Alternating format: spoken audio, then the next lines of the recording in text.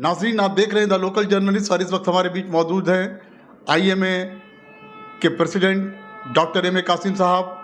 और आइए इनसे बात करते हैं।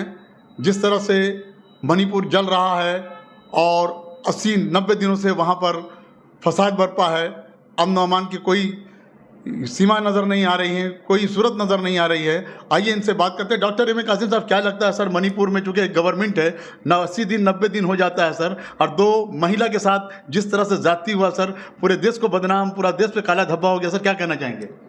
देखिए, हम पॉलिटिक्स से जुड़ा हुआ है 1990 से।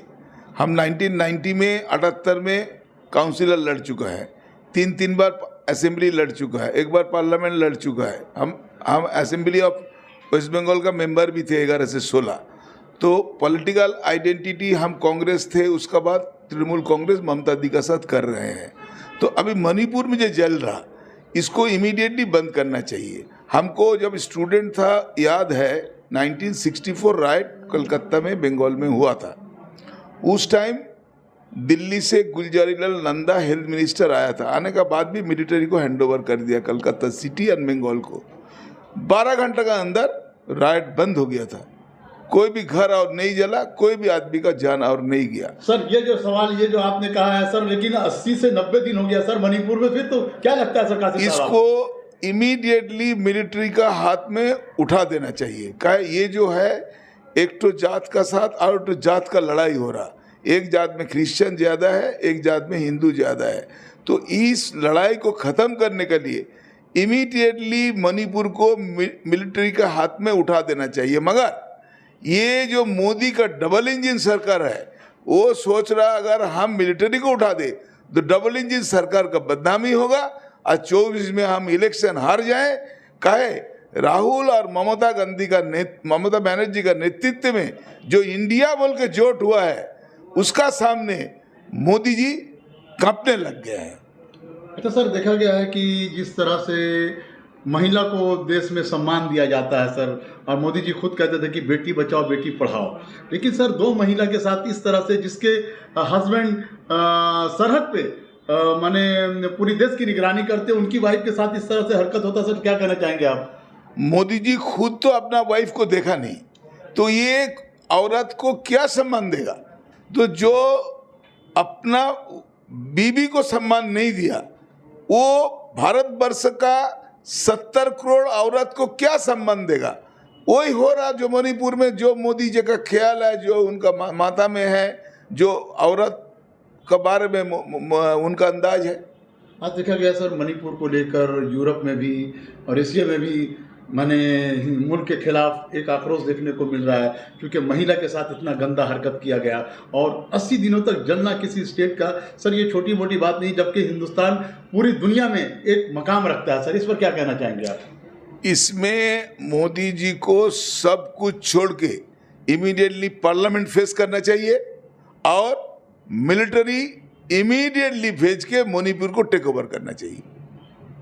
देखा गया कि बंगाल में भी लोगों के बीच देखा जा रहा है कि बहुत गम गुस्सा देखा जा रहा है, पूरे हिंदुस्तान में गम गुस्सा देखा जा रहा है। और सीएम ममता बनर्जी अपने डेलीगेट्स भी भेजी है मणिपुर में, तो क्या लगता है क्या पैगाम जा रहा है सीएम ममता बनर्जी की तरफ से? ममता जी अपना डेलीगेट 2 बार भेज चुका है। उसके बाद इंडिया जो जोट हुआ, उसका डेलीगेट का 20 MP काली घूम के आया वहाँ से। तो ममता जी कोशिश कर रहा मणिपुर का ये जो हादसा हो रहा, इसको ख़त्म करने का, मगर मोदी जी चुप है। उनको चुप रहने से नहीं होगा, उनको मुंह खोलने होगा और इमीडिएट एक्शन लेने होगा। एक सवाल मेरा यहाँ पर ये होगा, स्मृति ईरानी जो कि बीजेपी में वजीर हैं, गवर्नमेंट बनने से पहले जब अपोजिशन में थी तो बहुत चिल्लाती थी, अभी देखा गया खामोश है, क्या कहेंगे आप? स्मृति ईरानी के बारे में बता रहे हैं। स्मृति ईरानी जब गवर्नमेंट में नहीं था, जब यूपीए था, जिस टाइम मनमोहन सिंह हम लोग का प्राइम मिनिस्टर था, जो इंडिया का उन्नयन हुआ था वो मोदी जी के ज़माने में नहीं हो सका। नंबर 1 बात। हाँ, हो सके कुछ लापरवाही हुआ है, वो कांग्रेस ने नहीं किया, उनका साथी कुछ पार्टी लोग था जो सपोर्ट कर रहा था यूपीए को, वो लोग से कुछ लापरवाही हुआ, उसी में 2014 में यूपीए हार गया। मगर ये जो एनडीए जिसका इतना पावर है, फर्स्ट टाइम एक तो पार्टी मोर देन 272 सीट लेके 310 सीट लेके पार्लियामेंट में है।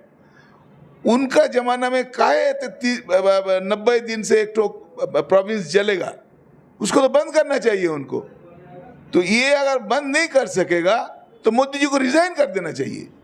सर 2024 में क्या देख रहे हैं, जिस तरह से इंडिया 26 अपोजिशन पार्टी को लेकर एक इंडिया बना है, उसके वर्सेस एनडीए, क्या लगता है सर कोई रिजल्ट नजर आएगा आपको? अगर ये जोट जो है, अगर दिल से जोट होगा तो मोदी का पराजय निश्चित है। मगर अगर ये जो 20-26 पार्टी का जोट है, अगर आपस में गड़बड़ी करेगा तब फिर मोदी जी प्राइम मिनिस्टर बन जाएगा। तो नाजरीन, आप देख रहे हैं ख़ास मुलाकात में हमारे बीच मौजूद हैं जो कि डॉक्टर एम ए कासिम हैं।